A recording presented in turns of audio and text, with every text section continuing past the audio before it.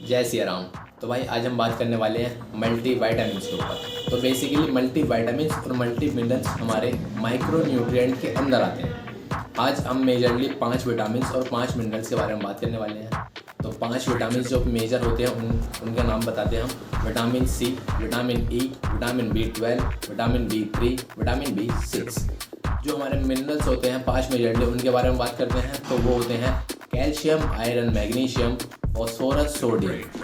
अब बात करते हैं कि मल्टीविटामिन कितने टाइप के होते हैं। तो बेसिकली मल्टीविटामिन हमारे पास हैं 2 टाइप के। पहला है सिंथेटिक मल्टीविटामिन्स, दूसरा है नेचुरल मल्टीविटामिन्स। सिंथेटिक मल्टीविटामिन्स वो विटामिन्स होते हैं जो लैब्स में बनते हैं, जो हमें टैबलेट की फॉर्म में मिलते हैं। नेचुरल मल्टीविटामिन्स वो विटामिन्स होते हैं जो फूड, फ्रूट, वेजिटेबल या एनिमल सोर्सेज से एक्सट्रैक्ट करके हम कंज्यूम करते हैं। सिंथेटिक मल्टीविटामिन्स के ऊपर एक मिथ है, इंडिविजुअल बोलते हैं कि सर इसका एब्सॉर्प्शन रेट बहुत कम है, तो हम नेचुरल मल्टीविटामिन ही अपने डाइट में ऐड करेंगे, हम सिंथेटिक नहीं लेंगे। ये कुछ फैक्टर पे डिपेंड भी करता है, कुछ पे नहीं भी करता है। एग्जाम्पल के तौर पे अगर मैं आपको समझाऊँ तो विटामिन सी अगर आप सिंथेटिक मल्टीविटामिन से कंज्यूम करते हो या नेचुरल मल्टीविटामिन से कंज्यूम करते हो तो दोनों का एब्सॉर्प्शन रेट सेम होने वाला है। दूसरे एग्जाम्पल के बारे में बात करें तो वो होता है विटामिन B12। अगर आप विटामिन B12 कंज्यूम करते हो सिंथेटिक मल्टीविटामिन से और उसके बाद कंज्यूम करते हो नेचुरल मल्टीविटामिन से, तो दोनों का एब्सॉर्प्शन रेट में जो सिंथेटिक मल्टीविटामिन वाला विटामिन B12 है उसका एब्सॉर्प्शन रेट ज़्यादा होगा as compared to natural multivitamin. तीसरा एग्जाम्पल के बारे में बात करें तो तीसरा एग्जाम्पल विटामिन ई के ऊपर दिया गया है। विटामिन ई अगर आप कंज्यूम करते हो सिंथेटिक मल्टीविटामिन से तो उसका एब्सॉर्प्शन रेट पुअर है as compared to natural multivitamins. अब आप बात करते हैं कि आपको मल्टीविटामिन लेना चाहिए नहीं लेना चाहिए, तो ये भी 4 फैक्टर पर डिपेंड करता है। पहला फैक्टर है हैवी जिम वर्कआउट्स, दूसरा फैक्टर है फैट लॉस, तीसरा फैक्टर है नेचुरल फूड्स, चौथा फैक्टर है एग्रेसिव एग्रीकल्चर प्रैक्टिस।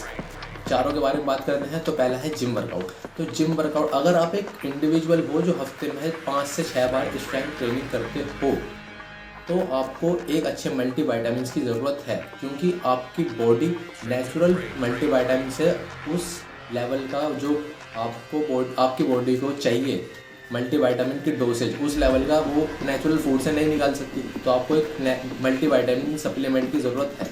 दूसरे नंबर बात करें फैट लॉस की, तो अगर आप फैट लॉस की जर्नी पे चल रहे हो तो कैलोरी डेफिसिट के साथ साथ न्यूट्रिएंट डेफिसिट भी आपकी डाइट होगी, तो इसके लिए आपको एक मल्टीविटामिन की ज़रूरत अपने डाइट में ऐड करने की है। तीसरे नंबर पर बात करें नेचुरल फूड्स की, तो अगर आप ये सोचते हो कि नेचुरल फूड से मैं अपनी विटामिन और मिनरल्स की जो डेफिशिएंसी है, जो डोसेज है डेली की, वो पूरी कर सकता हूँ, तो आप बिल्कुल गलत हो। उसके लिए आपको एक बहुत हायर डोसेज फ्रूट्स की, वेजिटेबल की, अपने माइक्रोज की लेनी पड़ेगी, तो वो चीज़ इम्पॉसिबल, नेक्स्ट टू इम्पॉसिबल है, तो वो नहीं ले सकता। इसलिए आपको एक मल्टीविटामिन की ज़रूरत है अपनी डाइट में ऐड करने के लिए। चौथे नंबर पर आता है एग्रेसिव एग्रीकल्चरल प्रैक्टिस।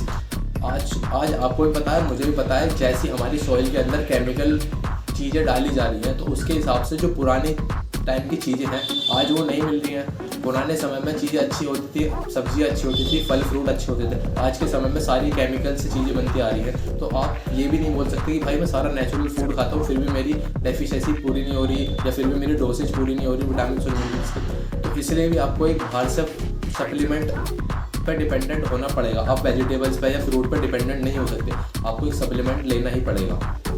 कंक्लूजन यही निकल कर आता है, अगर आप एक अच्छी डाइट फॉलो करते हो, अगर आपके पास टाइम है दिन में 6 मील कंज्यूम करने का, बनाने का, उन्हें कंज्यूम करने का, तो आपको किसी भी सप्लीमेंट की ज़रूरत नहीं है, मल्टीविटामिन की ज़रूरत नहीं है। बट अगर आप एक 9 to 5 इंडिविजुअल हो तो आपको एक सप्लीमेंट मल्टीविटामिन की ज़रूरत है।